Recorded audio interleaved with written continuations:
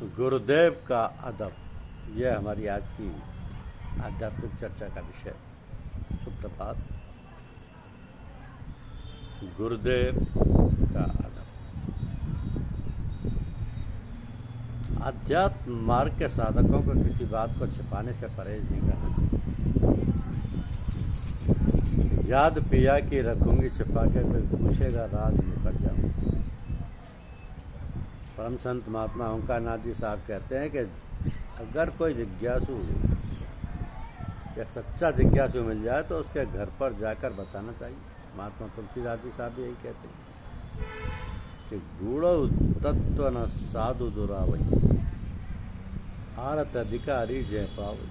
यानी यदि कोई ऐसा जिज्ञासु मिल जाए जो इस तत्व को जानने के लिए बेचैन हो तो उसे गूढ़ तत्व ही बता देना चाहिए।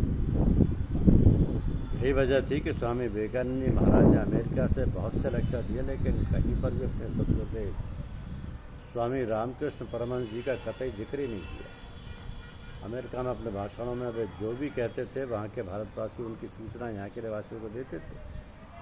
यहाँ उनके मठ में एक उनके ज्येष्ठ भाई गुरु भाई स्वामी अखंडानंद जी थे। वे सब प्रसन्न होते कहते थे कि वो सब कुछ अपनी ही कहे जा रहा है, परंतु महाराज जी की चर्चा नहीं कर रहा। उनकी सप्रसन्नता की सूचना यहाँ के निवासी अमेरिका में रहने वाले को दे रहे थे। और यह बात स्वामी विवेकानंद जी को भी मालूम थी कि स्वामी अखंडानंद जी इस बात से बहुत अप्रसन्न थे। थोड़े दिनों बाद स्वामी विवेकानंद जी वापस आ गए तथा कलकत्ता उनके बंदरगाह पर उतरे। यहाँ आने पर उनका बहुत ही जोशीला स्वागत हुआ, विशेषकर कलकत्ता प्रेसिडेंसी कॉलेज के विद्यार्थियों द्वारा। उन दिनों में हमारे देश में मुंबई, मद्रास और कलकत्ता 3 प्रेसिडेंसी कॉलेज थे, जिनमें विद्यार्थियों को अंग्रेजी शिक्षा के साथ अंग्रेजियत की भी शिक्षा दी जाती थी। ऐसा कहते हैं कि इन कॉलेज के ग्रेजुएट्स का ICS में आसानी से चयन हो जाता था। तो उन विद्यार्थियों ने स्वामी विवेकानंद जी को एक रथ में बैठाकर रथ को अपने कंधों से खींचा। फिर उनसे निवेदन किया कि हम आपको एक मानपत्र देना चाहते हैं। स्वामी विवेकानंद जी इसके लिए तैयार नहीं हुए, लेकिन ये भी बच्चे थे, पीछे पड़कर रह गए। अंत में स्वामी विवेकानंद जी को मना लिया, परंतु स्वामी जी ने उन्हें एक शर्त लगा दी कि उस सभा में शर्त पर आएंगे कि यदि उस सभा की अध्यक्षता स्वामी अखंडानंद जी करें। लड़के स्वामी अखंडानंद जी के पास पहुँचे तथा उनके कुछ ज्ञान के बाद उन्हें राजी कर लिया तथा वे अध्यक्षता करने के लिए तैयार हो गए। सभा हुई तथा स्वामी विवेकानंद जी ने बोलना शुरू किया तथा अपने स्वामी सदगुरुदेव स्वामी रामकृष्ण परमहंस का जो शब्द चित्र बनाना शुरू किया। वे ऐसे बोलते थे, ऐसे चुप होते थे, ऐसे चलते थे, ऐसे बैठते थे, ऐसे हंसते थे, ऐसे खुश होते थे, ऐसे नाराज़ होते थे, ऐसे हम लोगों को समझाया करते थे, ऐसे डांटते थे, ऐसे कहते थे, ऐसे सोया करते थे, ऐसे काली मंदिर में जाके पूजा करते थे। ये सब सुनकर स्वामी अखंडानंद की अश्रुधारा बहने लगी और उनकी दाढ़ी तर हो गई। जिस समय स्वामी विवेकानंद जी ने उनकी उस आत्मविभोर होने की स्थिति का वर्णन जो उनके अपने गुरुदेव के स्मरण आने पर ही हो जाया करती थी, स्वामी अखंडानंद जी उसे बर्दाश्त नहीं कर पाए तथा दौड़कर स्वामी विवेकानंद जी को अपने सीने से चिपटा लिया। स्वामी विवेकानंद जी ने भी उनके चरण स्पर्श कर हाथ जोड़कर निवेदन किया कि मैंने अमेरिका में गुरुदेव की चर्चा केवल इसलिए नहीं की कि वहाँ मुझे कोई आप जैसा सुनने वाला नहीं था। मोहब्बत के लिए चंद दिल मखसूस होते हैं, ये वो नगमा है जो हर साज पर गाया नहीं जाता। इस संबंध में एक रोचक व प्रेरक वृत्तांत प्रस्तुत है कि अरब में एक बहुत बड़े बुजुर्ग सैयद हजरत उस्मान हारून रहमतुल्लाह अलैह हुए। आप एक बहुत ही प्रभावशाली महात्मा थे। आपके 16 शिष्य थे। आप जब कभी बाहर जाते थे तब आपके वे 16 शिष्य वरिष्ठता क्रमानुसार आपके पीछे चला करते थे। आप मालिक की याद में हर समय डूबे रहा करते थे। कभी कभी होश में आने पर खाने के लिए खिचड़ी मांग बैठते थे। अगर मिल गई तो खाली, नहीं तो फिर कई घंटों के लिए, फिर कई घंटों के लिए। इसलिए आपके 16वें शिष्य जो वरिष्ठता क्रम में सबसे छोटे थे तथा सबसे पीछे चला करते थे, हर समय अपने सर पर अंगीठी तथा खिचड़ी लेकर चला करते थे। तो एक बार की बात है कि हजरत एक बाज़ार में से गुजर रहे थे कि एक दुकानदार अपनी दुकान छोड़कर आपके पास आकर आपके कदमों में गिर पड़ा।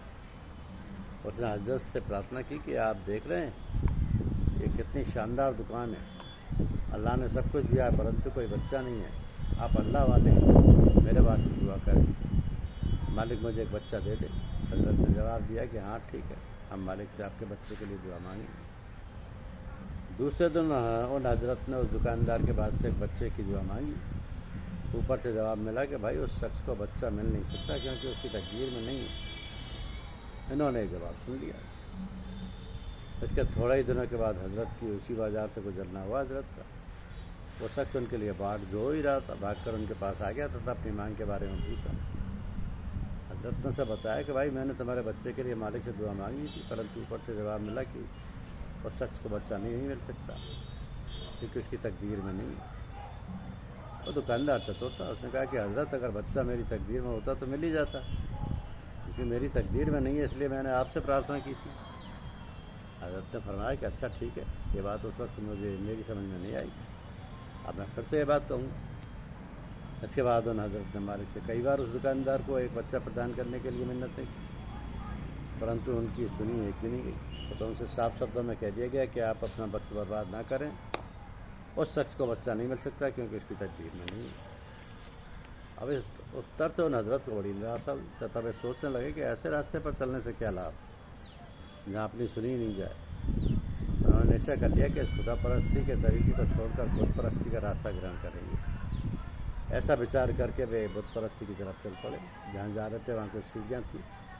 जब उन्होंने अपना रुख बुत परस्ती की तरफ किया तब सीढ़ियों पर चलने लगे तब उनके पीछे चलने वाले शिष्यों ने उनके साथ छोड़ना शुरू कर दिया तथा कहा कि बुत परस्ती में हम उनके साथ नहीं चलेंगे। जब सीढ़ियाँ चढ़कर सैयदना हजरत उस्मान हारून रहमतुल्लाह ऊपर पहुँचे तो वहाँ उनको उनके सदगुरुदेव मिले। उन्होंने उनसे पूछा कि आप यहाँ कैसे?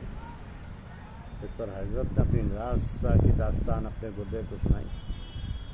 इस पर उन्होंने कहा कि अगर एक बार दुआ कबूल नहीं हुई थी तो फिर करते, तो करते ही रहते जब तक कबूल ना हो। फिर उन्होंने हजरत से कहा कि अब आप वापस जाइए, इंशाअल्लाह उस शख्स के एक नहीं 4 लड़के होंगे। जब हजरत वापस जाने के लिए मुड़े तब देखा कि 16वें शिष्य के अलावा बाकी 15 लोग उनका साथ छोड़कर वापस जा चुके थे। उन्होंने शिष्य से पूछा कि भाई ये सब लोग कहाँ गए? तब उसने बताया कि जब आपने बुत परस्ती के लिए रुख किया तो वे सब आपको छोड़कर चले गए, ये कहते हुए कि वे लोग बुत परस्ती में आपका साथ नहीं दे सकते। फिर उन्होंने शिष्य से पूछा कि भाई तुम क्यों नहीं गए? तब उसने उत्तर दिया कि हुजूर मैं आपकी परस्ती नहीं बंधा हूँ, परस्ती से नहीं बंधा हूँ, मैं तो आपके कदमों से बंधा हूँ, जहाँ ये जाएंगे वहाँ मैं भी जाऊँ। ये सर्व अंगीठी व खिचड़ी रखे हुए हजरत के 16वें शिष्य ख्वाजा गरीब नवाज सैयद हजरत मुद्दीन चिश्ती रहमतुल्लाह अजमेरी थे। इस पर हजरत ने उनसे फरमाया कि अब आप हिंदुस्तान जाइए, इंशाअल्लाह आप आफताब की तरह चमकेंगे। और वही हुआ। ये एक ऐसा उदाहरण है कि एक समर्थ गुरु जो स्वयं भटक चुका है फिर भी अपने गुरु की कृपा से वह इतना सामर्थ्यवान है कि जो अपने शिष्य को सूर्य की तरह प्रकाशवान बना दे। राघवेंद्र शास्त्री उत्तगढ़ वाले कहा करते थे कि द्वार धनी के पड़ा रहे, धक्का धनी के खाए, कबहुक धनी नवाजे जो द्वार छोड़ नहीं जाए। एक चीज़ के बारे में भी अधिक सतर्क रहने की आवश्यकता है कि हम भूल कर भी लोगों के सामने अपने गुरु भक्ति का इस तरह प्रदर्शन हमें नहीं करना चाहिए कि लोग हमें महात्मा समझने लगे। प्रयास इस बात का करना चाहिए कि अपने आध्यात्मिक प्रभाव व व्यवहार का इतना प्रभावशाली बनाएं कि लोग आपके सतगुरुदेव के विषय में जानने के लिए आतुर हो उठे। हमारे एक सत्संगी भाई की आंखों में कोई तकलीफ थी, वे आए आँख के डॉक्टर के पास अपनी तकलीफ का निदान पूछने गए। वो डॉक्टर साहब भी परम साधक थे। उन्होंने उन भाई साहब से एक सपाट प्रश्न किया कि श्रीमान ये बतलाइए ये आपकी आँख किसने बनाई, यानी ये आपकी आंखों में चमक किस महापुरुष के सत्संग से प्राप्त हुई। बात को वह डॉक्टर साहब उन भाई साहब के सदगुरुदेव की सेवा में उपस्थित हुए थे। तो बात तो अपने गुरु महाराज का नाम भी नहीं लेना चाहिए। जब कभी महसूस हो कि ये सब उनकी कृपा हुआ तो इस भाव को अपने में समेट कर रखना चाहिए। ये साधना में सहायक होगी। एक रानी बड़ी धर्मात्मा थी, परंतु वह परेशान रहती थी क्योंकि उनके पति जो राजा थे उनके मुँह से कभी भगवान का नाम ही नहीं निकलता था। एकदम सोते पर उनके पति के मुंह से राम शब्द निकल गया। दूसरे दिन रानी ने इस खुशी में बहुत से शुभ अनुष्ठानों का आयोजन किया। राजा साहब ने उनसे पूछा कि आज ऐसी क्या बात है जो तुम इतनी खुश हो, इतने सारे अनुष्ठान कर रही हो। रानी ने कहा मैं बहुत खुश हूँ। राजा ने पूछा क्यों? तब उन्होंने बताया कि मैंने कभी आपके मुँह से राम का नाम निकलते नहीं सुना। कल रात जब आप सो रहे थे आपके मुँह से राम शब्द निकला था। इतना सुनकर राजा ने अपना शरीर ही छोड़ दिया, ये कहते हुए कि जब राम ही निकल गया तो बचा क्या।